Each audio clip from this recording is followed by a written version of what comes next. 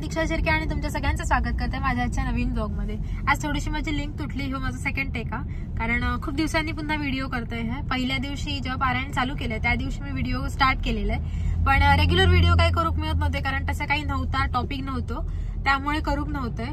तर आज आम्ही बाहेर पडलो हो आणि आज मुद्दाम व्हिडिओ करण्याचं कारण हे असा की आज माका बरोबर इकडे येऊन 1 वर्ष कंप्लीट झाला हा मराठी महिन्यानुसार, कारण उद्या पाडवा हा आणि आता मी पाडव्याची खरेदी करू गेलो हो। तर आता बोलता बोलता आता मका आठवलं आणि सकाळपासूनच ऍक्च्युअली माझ्या लक्षात होता, तर म्हटलं आज व्हिडिओ करूयात कारण आज मका 1 वर्ष पूर्ण झालेला हा इकडे येऊन।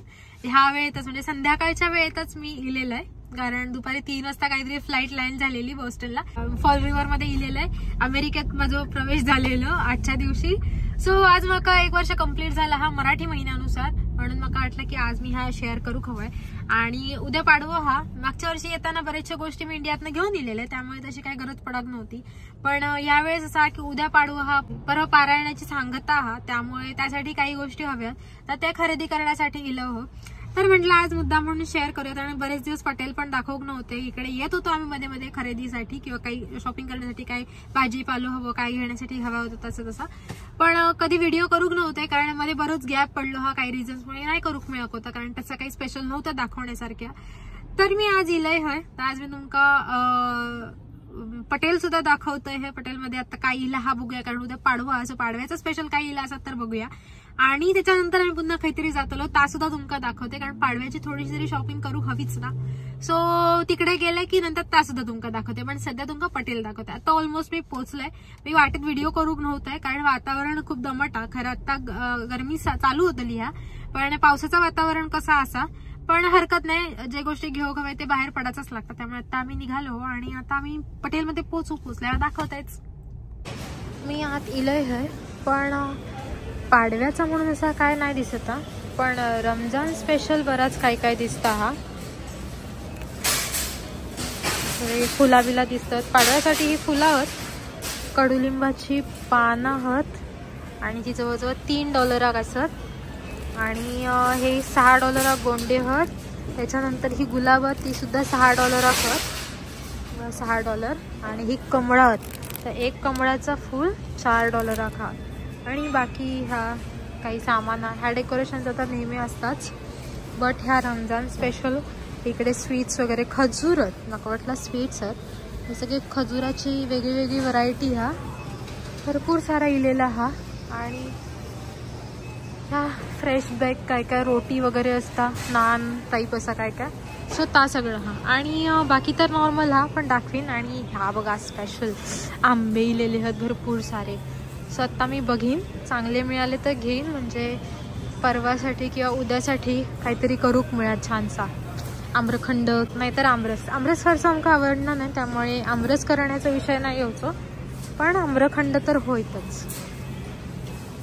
आणि हे असत मँगो $19-20 18 असत, म्हणजे बऱ्यापैकी महागत। हे छोटे छोटेसे $20 18 मँगो आम्ही घेऊ शकतो। तर मी इकडनं भाजी घेत घेत पुढे येईल, मध्ये व्हिडिओ करूक नव्हते, पण इकडे ह्या बघून नका मुद्दाम व्हिडिओ करीन असं वाटलं, कारण इकडे सगळे स्वीट्स इलेले आहेत। जो मिल्क केक हा, काजू कतली हा, हे मिल्क केकचे मोठे बॉक्स आहेत, मोहन थाल, त्याच्यानंतर मोतीचूरचे लाडू असत, काजू कतलीचे बेसन लाडूचे वेगवेगळे, काजू कतलीचे 2 प्रकार आहेत, 2 वेगवेगळ्या पॅकिंगमध्ये। आणि या फॅन्सी मावा मिक्स, म्हणजे ह्याच्यात सगळे मिक्स मिठाई येतात ती वाला। ह्या मोहनथाल छान लागता, आम्ही अक्षरधामवरनं आणलेला, पण इकडे बऱ्यापैकी महाग हा, त्यामुळे आम्ही नाही घेतो, अवॉइड करतो, कारण $9 एक बॉक्स असा। आणि काजू कतली सुद्धा, हा काजू कतली हया, काजू कतली सुद्धा $9 एक बॉक्स असा। आणि हे छोटं वालो, आणि हो हे तो मोठा वाटता, आणि हो छोटो हा जो हे $7 हा, म्हणजे $1 जास्तीचा फरक पडता हा, बाकी काय नाही। इकडे सुद्धा सगळं नवीन स्टॉक लावलं नाही हा, सगळे हे मिल्क शेक वगैरे असत ते, हे खूप दिवसांनी इला हा।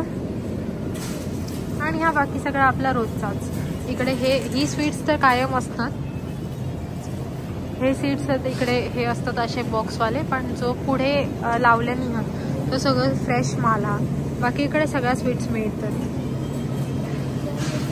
बघूनच तोंडात पाणी सुटता, पण असो कंट्रोल करू. बघा हे गुलाबजाम, हे छोटेवाले, हा काय माहित नाही पण दिसतात तरी बरा. ही बालुशाही बघा, बघून भारी वाटतं. तुम्ही इंडियात खावा, कारण हे इकडे बाबाचे रेट असल्यामुळे आम्ही काही घेऊच्या भानगडीत पटणार नाही. आता माझी बाकीची भाजी बिजी घेते आणि नंतर दाखवते.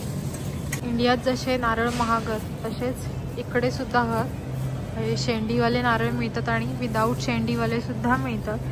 ह्यो नारळ तो एक्सचेंज करून मिळू शकता, बट हे सुके जे अगदी असतात तर हे एक्सचेंज करून मिळायचे नाही. तसे बोर्ड्स पण लावलेले असतात. ह्यो थोडं स्वस्त, ह्यो $2 खा आणि ह्यो $3 खा, पण हे बरेच असतले. आणि जर इनकेस खराब निघालं तर ह्यो एक्सचेंज करून मिळू शकता. आणि ते शेंडीवाले असतात हे पूजेसाठीचे नारळ असतात आणि हे फक्त इकडेच मिळतात, बाकी कोणत्या शॉपमध्ये नाही मिळणार. स्वतः मी बाकीचा घेत आहे. मी मुद्दाम तुमका दाखवत होते बिकॉज इकडे भाज्या वगैरे तर वेगवेगळ्या पद्धतीचे मिळतातच, पण ह्या सगळ्या असा मिळतात. तर मंडळी आम्ही पटेलमधनं खरेदी करून निघालो. निघताना राजने त्याच्या फोनवरच मॅप लावलेला, त्यामुळे मला असं काही सांगूक मिळत नाही. बट मी आता पोचले आहे रॅन्थमला आणि बऱ्याच दिवसांनी म्हणजे मागच्या महिन्यात ॲक्च्युली इलेलो, तो व्हिडिओ पोस्ट केलाय नाही मला आठवत नाही हा, पण नसान केल्यानंतर नंतर कळतच तुमका. नसान केलंय तर कळतच पुढे. बट आता मी दाखवते. आता आम्ही इलो हो. सो आज आमच्याबरोबर ना इकडे एक्सपिरियन्स माणसं, म्हणजे जी पोरगी इकडे शिका घेतात ना, त्यांच्याकडनं खूप गोष्टी शिकण्यासारख्या असतात.